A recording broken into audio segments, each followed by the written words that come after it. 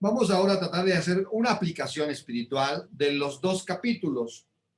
Hemos visto la creación del hombre, el maravilloso capítulo exultante, cargado de armonía y de dicha, que es el capítulo 2, y el trágico capítulo 3 que presenta el pecado. Fijémonos solamente, para empezar, en la descripción del jardín. Yo me lo salté a propósito cuando hice el análisis de estos versículos para dejar esta parte a la aplicación espiritual, que son las piedras preciosas. Ustedes recordarán que cuando se describe el jardín y se van presentando los ríos, el río de cuatro brazos, se habla de piedras preciosas. Va diciendo los ríos, verso 11, uno se llama Pisón, es el que rodea todo el país de Javilá, donde hay oro. El oro de aquel país es fino. Ahí se encuentra el bedelio, que parece que era como una especie de goma que se utilizaba para unir las piezas de joyería en las grandes, pues los collares, los brazaletes, los pendientes que utilizaban en Egipto, por ejemplo. El bedelio se utilizaba para unir las piedras. Y el segundo, allí se encuentra el bedelio y el ónice. Se mencionan estas piedras.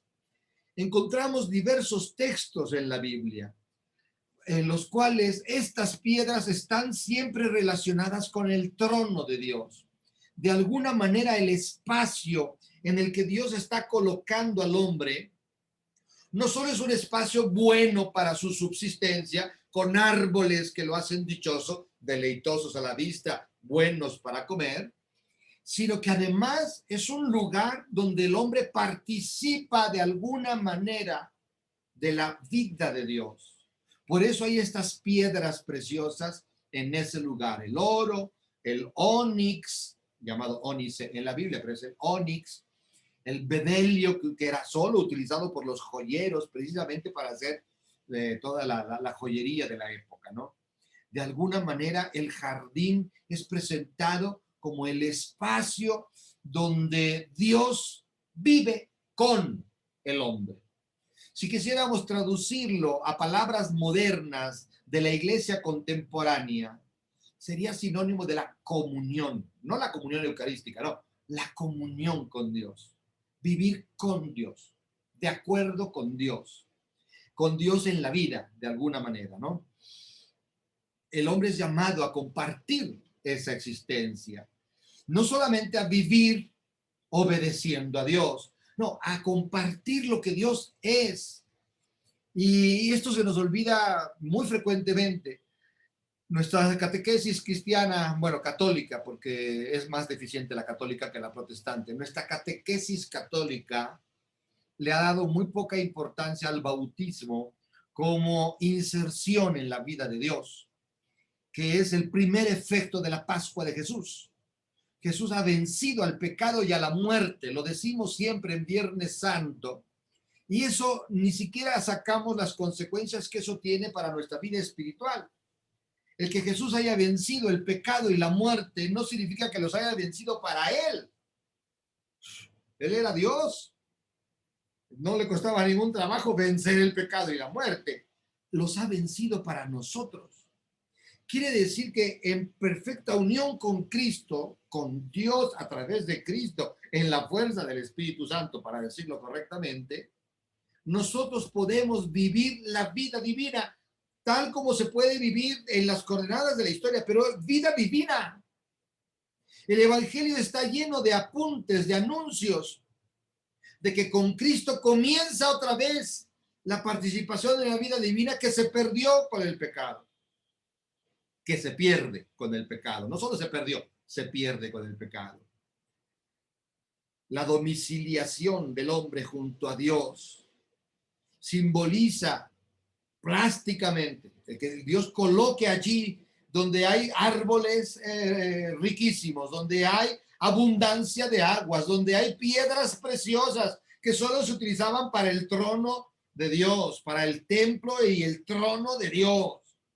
Quiere decir que el hombre vivía familiarmente con Dios.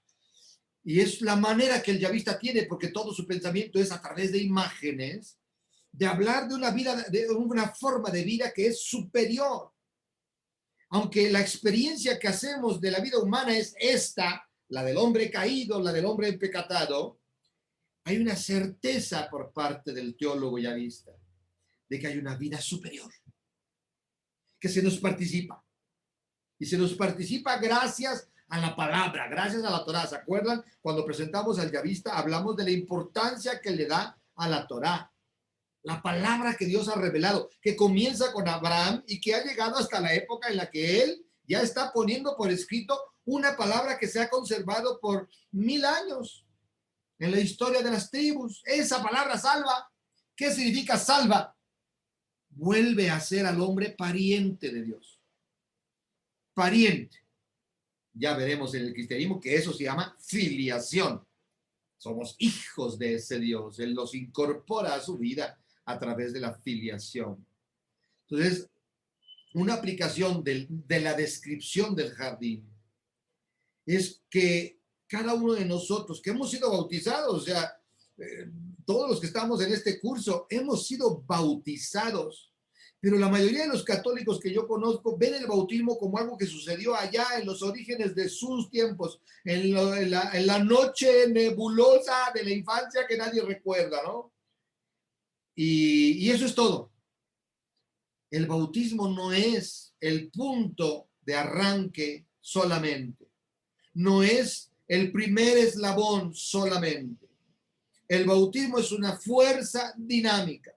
El bautismo equivale a la puesta de las vestimentas de pieles sobre Adán y Eva. Es decir, la acción de Dios que conserva, la acción de Dios que de alguna manera va transformando la nueva realidad, que es la realidad del hombre pecador, en una realidad que se llame misericordia, que se llame gracia, que se llame providencia, que se llame auxilio divino, que se llame salvación. El bautismo es una acción permanente de Dios, que permanentemente nos atrae a las profundidades, no ya del agua, a las profundidades del amor trinitario. Cuando Jesús manda a sus discípulos en la última aparición del resucitado, los manda a bautizar, es decir, a sumergir a todos los pueblos en el misterio del Padre y del Hijo y del Espíritu Santo, es decir, en el amor trinitario. El bautismo significa eso. Es una acción permanente, por un lado de la iglesia que acompaña el proceso, pero sobre todo es de la Trinidad. El árbol de la vida, por supuesto que tiene una gran aplicación para nuestra vida espiritual, porque todos nosotros experimentamos el deseo de vivir. Es cierto, el hombre es frágil barro, como toda obra de alfarero, y lo ha demostrado a través del pecado. Pero vivir, en el fondo, cada ser humano experimenta vivir más como pulsión, más como anhelo, más como deseo, que como lo que experimenta en la cotidianeidad. Hay en el hombre una búsqueda de que esa vida se haga más durable, que esa vida se haga más alegre, que esa vida se haga más profunda. El hombre encuentra esa pulsión en todas las culturas. Entonces, por eso el árbol de la vida está en el centro, con esta posición, con este lugar espacial que ocupa en el jardín el árbol de la vida. El autor yavista quiere significar que la vida auténtica, la plena, no la eterna, nosotros la llamamos eterna, pero también es un riesgo en el cristianismo llamarle vida eterna, porque, a ver si me logro explicar. Cuando nosotros decimos vida eterna en el mundo católico, en el que estamos todos nosotros envueltos, inmediatamente la gente piensa en algo que va a suceder en el más allá. Una vez que cada uno cuelgue los tenis, una vez que cada uno pues sea llamado de este mundo y empezará la eternidad. Esto no corresponde ni al Antiguo Testamento ni al Nuevo Testamento. Por eso es mejor llamarle vida plena. Y es a la que apunta el yavista, por supuesto, y que San Juan llama Zoe Ayonon. Zoe, que es vida, de ahí viene nuestra palabra zoológico. Zoe Ayonon en San Juan significa vida de siglos, vida de los siglos de los siglos. Ayonon es siglo. Y con eso San Juan quiere dar a entender una vida que trasciende todos los escenarios mundanos posibles, porque siglo significa mundo, significa eón, significa etapa, significa época, pero también significa mundo. Entonces la Zoe Ayonon es una vida que logra traspasar, que logra penetrar y superar todos los escenarios posibles de la existencia humana.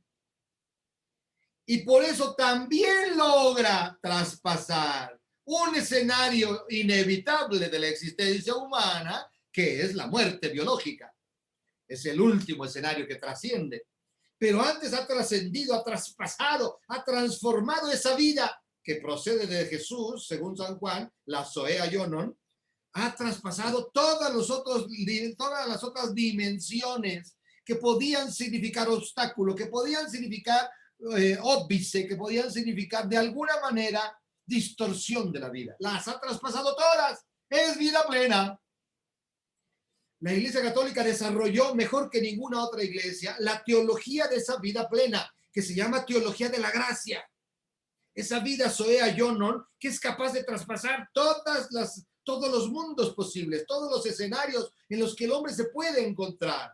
Puede traspasar el mundo de la tentación, puede traspasar el mundo de la soberbia, puede traspasar el mundo del odio, de la rivalidad, puede traspasar el mundo del miedo, de la angustia, puede traspasar el mundo del egoísmo, de la avaricia, puede traspasar, va traspasando los mundos por los cuales el hombre tiene que ir fatigosamente peregrinando hacia la patria. Eso se llama vida plena, eso se llama la gracia. Entonces, el árbol de la vida está en el centro precisamente por eso. La centralidad de Dios. Él es el vivificador, Él es el viviente por antonomasia. Si Dios deja de ser el centro, desaparece esa vida. Ya no hay Zoe Ayonon, ya no hay vida que traspasa todos los escenarios. Vida de siglos. Hay solo la vida que queda atrapada en alguna de esas capas opositoras, en alguna de esas marismas ni siquiera de maldad, de ambigüedad, de mediocridad, de polvo que viene absolutizado, de polvo que aparece como la única realidad a la que el hombre debe someterse, a la que el hombre debe resignarse. Ha desaparecido el aliento, ¿verdad que sí? El de Shammah. Fíjense cómo hay una conexión profundísima entre San Juan y el Génesis. San Juan construyó toda su teología cristológica a partir del Génesis y, por supuesto, del Éxodo. Son los dos grandes pilares que permiten entender la teología juanea. Y entonces, para aplicarlo a nuestra propia vida, la gracia también la hemos caricaturizado los católicos. Es que nuestra evangelización ha sido un desastre, hay que reconocerlo. Porque la gracia la vemos como algo que se pierde por el pecado, pero que se nos devuelve de inmediato si nos confesamos y cumplimos la penitencia que nos deje el cura. Es un reduccionismo caricaturesco eso. Es cierto que pasan esas cosas, sí. Es cierto que el pecado otra vez nos hace romper con la vida, la central que es Dios, y nos hace caer otra vez desplomados sobre nuestro propio polvo. Es verdad. Y es verdad que el sacramento de la reconciliación, bien vivido, por supuesto, que significa el abrazo de nuevo de parte de Dios. Pero la gracia va más allá del sacramento, va más allá de la capacidad humana para reconocer pecados y para confesarlos, la esperanza de que se haya arrepentido adecuadamente y que ponga realmente un propósito de enmienda, qué sé yo. La gracia es esta vida que lo va venciendo todo. La gracia me vence a mí mismo. Vence mi pecaminosidad, vence mi mentira. Yo puedo engañar a todo mundo poniéndome ahí en la fila del confesionario y después yendo a comulgar con cara de santurrón. Puedo engañar a todo mundo. Pero no me puedo engañar a mí mismo. Cada uno de nosotros conoce sus fealdades, conoce cómo se ha manifestado en su vida el pecado. Sépalo de una vez. Y esto lo decía Lutero maravillosamente en un sermón. Decía Lutero, la gracia es más grande que tú y que todos los pecados que puedas cometer. Lo único que tienes que hacer es creer en la gracia, abrazar la gracia que se desprende del crucificado. Es un sermón maravilloso, es un sermón de Cuaresma de Lutero. Abrazar la gracia y abrazar al crucificado, sabiendo que de ti solo puede venir la siguiente traición, pero que de él siempre vendrá el siguiente abrazo, lo cual no es licencia para matar, como diría el 007. No, es la certeza de que mi vida es frágil, de que seguramente voy a volver a tropezarme, pero no pierdo la esperanza. ¿Por qué? Porque sé que en el tropiezo me voy a encontrar con él y él va a ser quien me vuelva a levantar. Es muy importante la imagen del árbol de la vida. Pareciera que el árbol central, el protagonista de todo del capítulo 2 y 3, es el árbol de la ciencia del bien y del mal, que es el que prohibió Dios. El árbol central es este que Dios no prohibió, este que está al alcance de la mano, este que se da. Este árbol es Dios mismo, pero si no está en el centro. Y el hombre le ha expulsado del centro. Al hacer caso a la serpiente, al dejarse tocar por las criaturas, seducir por las criaturas, ha despojado a Dios del centro. Y entonces lo único que le queda es comer del árbol prohibido y empieza la tragedia de la historia. Para Adán, vivir y existir en obediencia agradecida al dador de la vida es la misma cosa.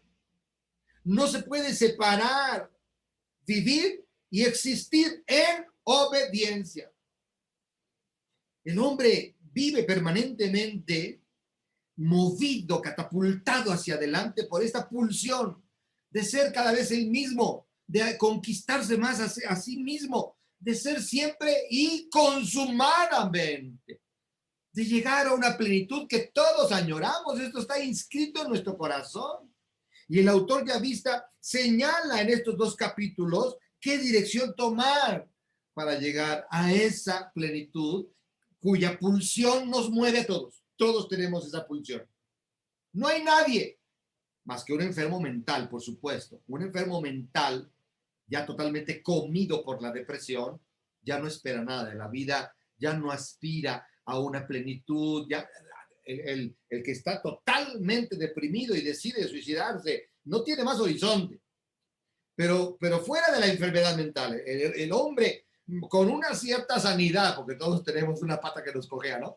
Pero con una cierta sanidad, el hombre tiene siempre en su corazón el deseo de más. ¡Ay, qué curioso! El deseo de más, aún el viejito. El deseo de más conocimiento, de más gozo, de más amor, de más apapacho, de más. Este deseo de más es una pulsión que Dios puso en nuestro corazón. Pero para ello el hombre tiene que renunciar al poder absoluto.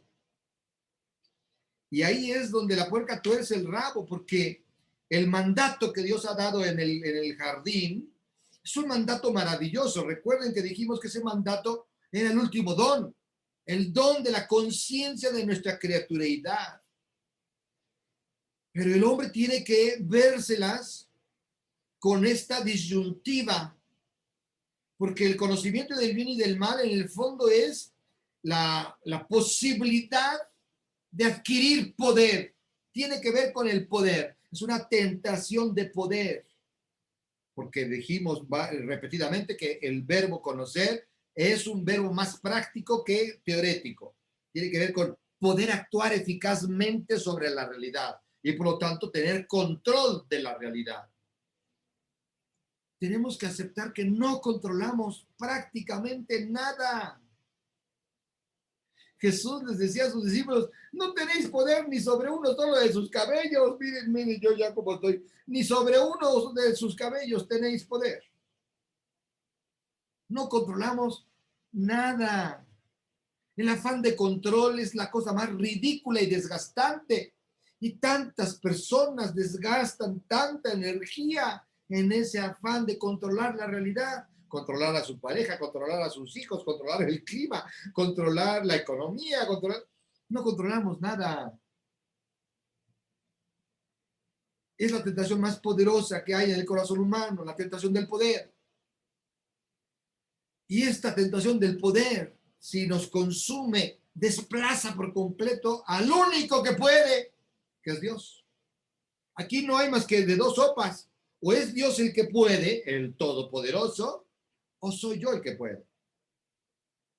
El mandato le dio al hombre posibilidades, le dio al hombre una libertad. Algunos de ustedes preguntaban en las clases pasadas, pero ¿para qué nos da la libertad y luego nos castiga por haber hecho uso de ella?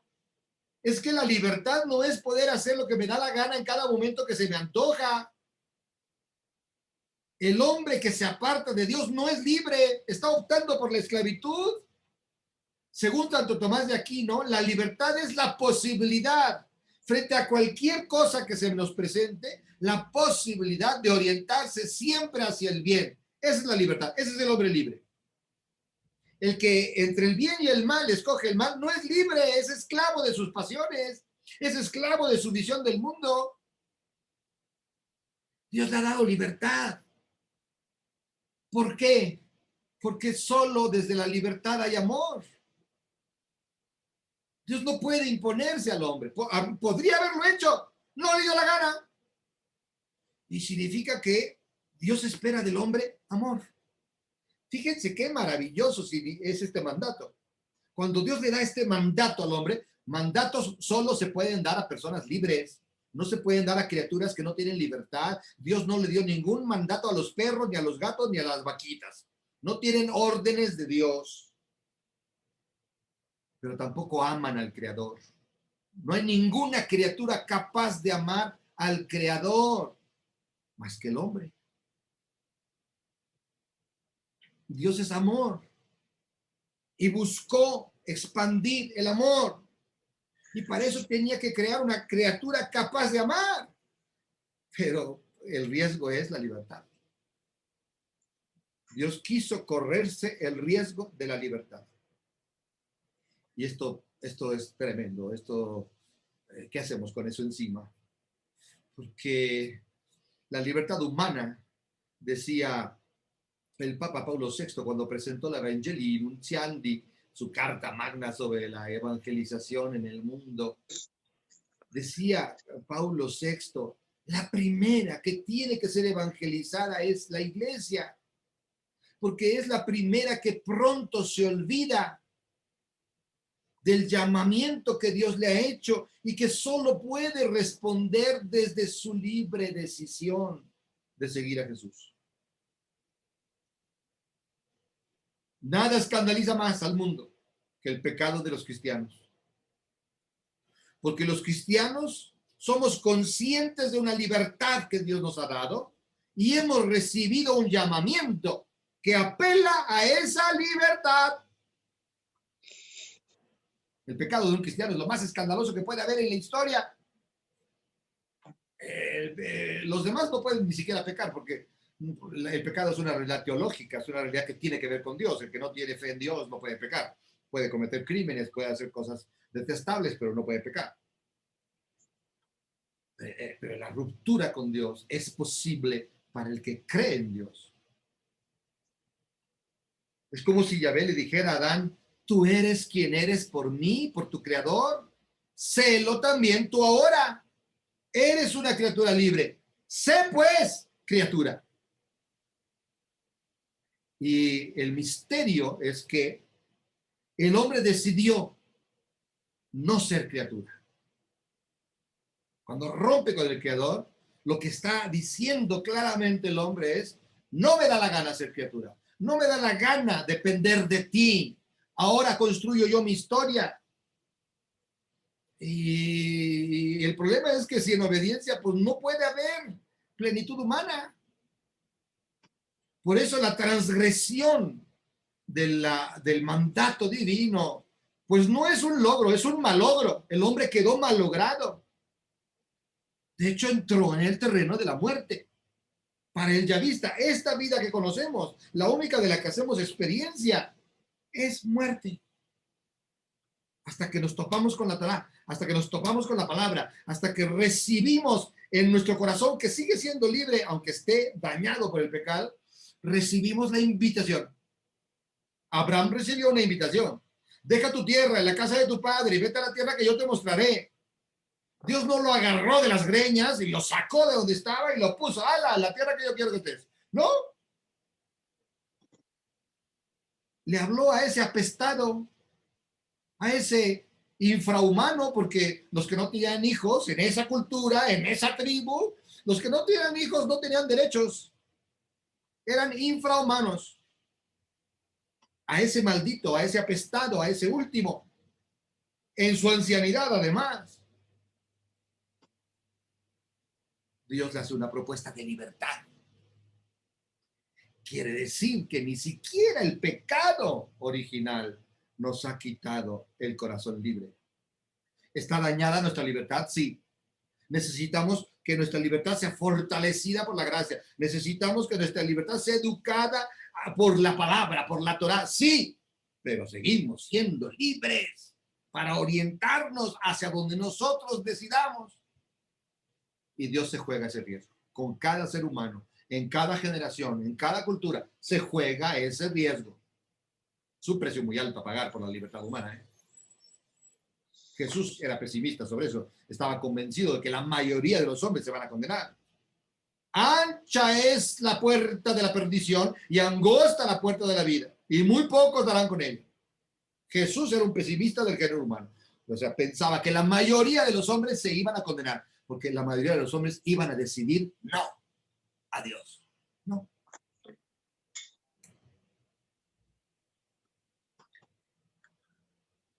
Este versículo 17, pues es el que da la clave de todo. Porque finalmente el hombre es presentado como un amigo al que se conserva en su libertad de vivir la amistad. La amistad no se puede imponer. La amistad se ofrece y el otro puede recibirla y corresponderla o puede decir hasta aquí llegamos o no me interesa. La amistad no se puede imponer. Yo tengo una comunidad a la que acompaño desde hace 15 años, de la que me siento orgullosamente pastor, que se llama Comunidad del Camino. Y muchas personas de la comunidad a lo largo de estos 15 años me han hecho unos tangos y unos dramas que porque tengo mis consentidos. Y yo nunca lo niego, pues sí, sí los tengo. ¿Qué les voy a decir que no los tengo? Sí los tengo. O sea, hay personas en la comunidad con las que me siento más cercano. Hay personas en la comunidad que son verdaderamente mis amigos. Y hay personas que no lo son. Son mis hermanos y son mis hijos porque soy su pastor. Y los voy a servir siempre y a atender siempre como a todos. Pero mi corazoncito se refugia en unos cuantos. Y no me pueden obligar a ser el amigo de todos. No, me pueden obligar y exigir como pastor de todos, eso sí. Pero la amistad no se impone.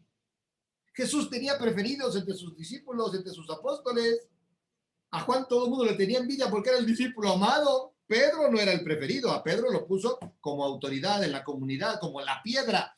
Pero el corazón de Jesús estaba en Juan. Estaba con Juan. Y no les gustaba nada. Y por eso les costó mucho trabajo aceptar a las comunidades de Juan y la iglesia. Fueron las últimas comunidades ya a finales del siglo I a las que les permitieron entrar en la iglesia. Y mucho habrá de la historia apostólica, la historia de rivalidad que había hacia Juan por la preferencia de Jesús. Es el mismo problema que va a enfrentar Caín en el capítulo 4. Caín se vuelve loco por la preferencia de Dios por Abel. El amor es libre. Si no, es otra cosa, pero no es amor. La amistad es libre. Si no, es otra cosa, pero no es amistad. Y lo que nos ha presentado con maestría el autor es que Dios ofrece amistad, pero no la impone. Lléveselo eso en su corazón. Dios le ofrece amistad. Usted decide qué hace con eso. No lo va a obligar a nada. Dios no se mete a fuerza en el corazón de nadie. A todos llama. A la puerta de todos toca. Mira que estoy a la puerta y llamo. Si alguno me oye y me abre, entraré y cenaré con él y él conmigo. Apocalipsis 3:20. Dios no tumba la puerta como el lobo feroz. No, no la tumba. No, ni echa sopliditos, no. Si no abres, no entra. Ábreme, amada mía, hermana mía, mi paloma, que el relente de la noche ha mojado mis bucles y tengo frío. Cantar de los cantares. Ahí está afuera el amado pidiendo que se le deje entrar y la amada se niega. Después se arrepiente, pues ya se le fue. Me he quitado ya mi túnica, ¿acaso debo levantarme para abrirte? Haciéndose del rogar la muy sonsa. Esos somos los hombres, nos hacemos del rogar con Dios. Es una locura, es una cosa absurda. El paraíso, ¿es el pasado remoto del hombre o es el futuro que sueña el yavista para el hombre? Hay elementos bien interesantes en la descripción del paraíso: la fertilidad, la abundancia de aguas, la concordia entre todos los seres vivientes. Todos los animales se presentan pacíficamente ahí con Adán, para que Adán les vaya poniendo su nombre. ¡Ay, qué curioso! Los profetas hablaron de eso. Aquí les pongo unas citas: Isaías 11 del 6 al 9, 30 del 23 al 26, 35 del 1 al 9. Una muy famosa es esta que ilustra esta imagencita: el león y el buey pastarán junto al cordero. La armonía de los animales está proyectada hacia el futuro. La armonía. Marcos presenta a Jesús en el desierto rodeado de fieras salvajes. Es decir, está presentando a Jesús como el modelo hacia el cual tiende el universo entero, donde se recuperará la armonía que se perdió. Entonces, al mismo tiempo, el paraíso ilustra un punto de partida, pero ilustra un punto de llegada. Es más una realidad escatológica que una realidad protológica. Sí hay protología, es decir, hay una reflexión sobre el origen. No es solo puro símbolo. No está queriendo iluminar solamente lo que ve en el presente. El autor yavista sostiene que hubo un momento en que el pecado rompió la relación con Dios y esto se heredó a todos. Esto traspasó los límites del tiempo y creamos un mundo de pecado. Esto lo sostiene con mucha claridad el yavista. Pero para él es más importante la escatología que la protología. Y entonces mucho de la descripción que él hace del jardín es el ideal, es el sueño a llegar. Es una meta, es un paradigma. Y ese paradigma va a generar una tensión en todos los textos de los profetas. Queremos llegar a ese ideal de paz, de reconciliación universal, de amistad con Dios, de reconciliación con nosotros mismos, de recuperación de nuestra historia con todo lo que ha sido. En el fondo, más que ilustrar el punto de arranque de la historia, ilustra sobre todo, pone el énfasis, el acento en el punto de llegada de la historia. Y ese punto de llegada se llama armonía en los 4 ejes relacionales. Estos que rompió el pecado solo se pueden reconstruir en Cristo Jesús, en la aceptación plena del mensaje del amor. Y por último, la propuesta de la serpiente, pues es una tentación vigente. O sea, todos los hombres nos enfrentamos permanentemente a esa propuesta. Y no es cualquier tentación. Es finalmente la posibilidad de que el hombre se afirme autónomamente como absoluto. Y nuestra cultura es eso. El hombre de hoy es el hombre orgulloso de sí, el hombre orgulloso de la ciencia, de la técnica, de los macromercados, de los sistemas políticos. Es el hombre que se ha fraguado su propio destino, es el hombre dueño de su historia y de su mundo. Y pareciera que el hombre es Dios. No ha habido un hombre más orgulloso de sí que el hombre de nuestra época. Y entonces, la serpiente no ha desaparecido. La serpiente es una amenaza constante también en nuestra vida. la manera como gestionamos nuestra vida religiosa, nuestro ir a misa y nuestros ratitos de oración, y quizás, si acaso llegamos, nuestras limosnas a los pobres.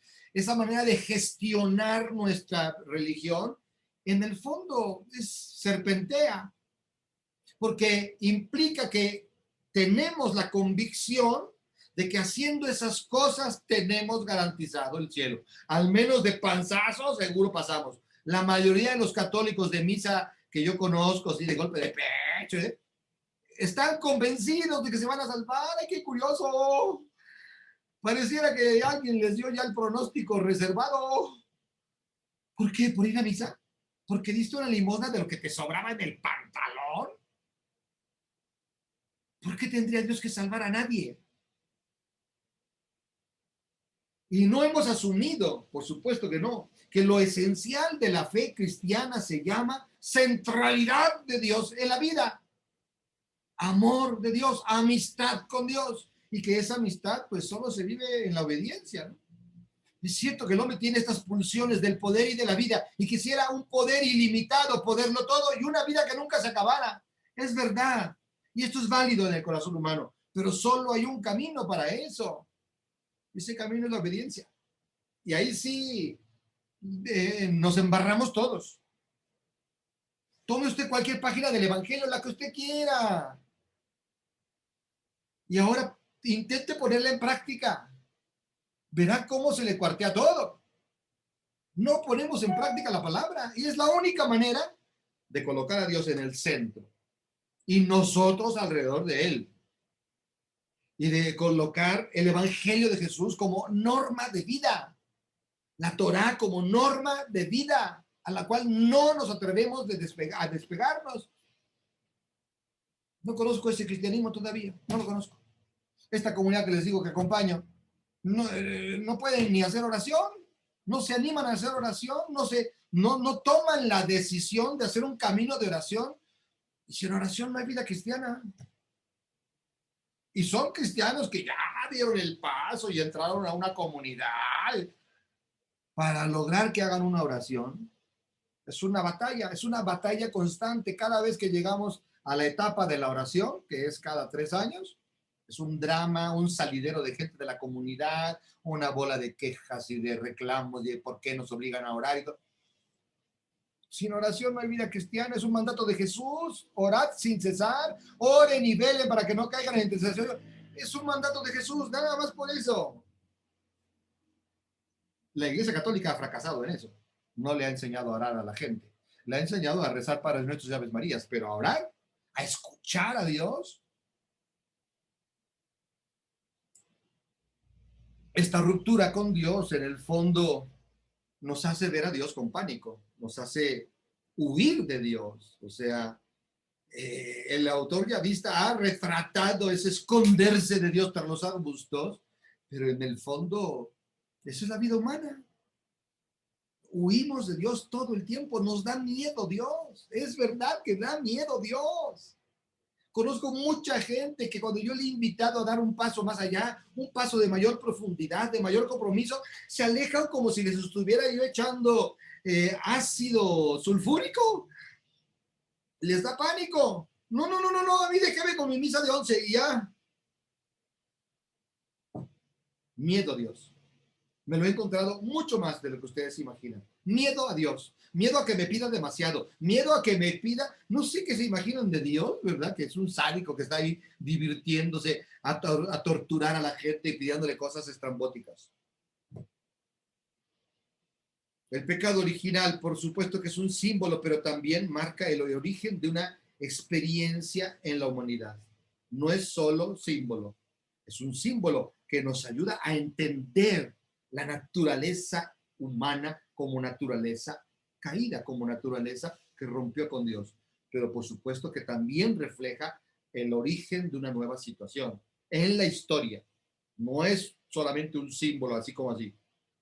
En la historia hay un punto de arranque de esta nueva humanidad, que es la humanidad que ha roto con Dios. Y este evento ha sido determinante para los demás eventos. El Génesis lo va a ir presentando.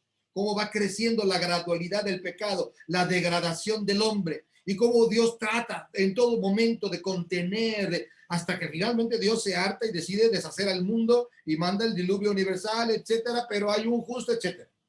Hay una progresión del pecado, hay una insistencia de Dios para contener, hay aparentemente un fracaso de Dios y la victoria de las fuerzas malignas y las aguas que Dios había logrado separar se vuelven a juntar en el diluvio, etcétera. Pero entonces a Dios se le ocurre crear una pequeña comunidad y trabajar con esa. Y ahí es donde viene el arca de Noé, que es un símbolo del pueblo de Israel, en medio de los océanos inmensos que cubren todo el planeta, que cubren toda la tierra, que son las naciones paganas y la maldad que va creciendo y creciendo por doquier. En todo ese océano de maldad y de podredumbre, Dios decide comenzar con una pequeña comunidad, la comunidad de Israel. Y ese es el arca de Noé. Es una historia maravillosa. O sea, el yavista tiene una teología prodigiosa. Ya llegaremos a esos niveles. Muy bien.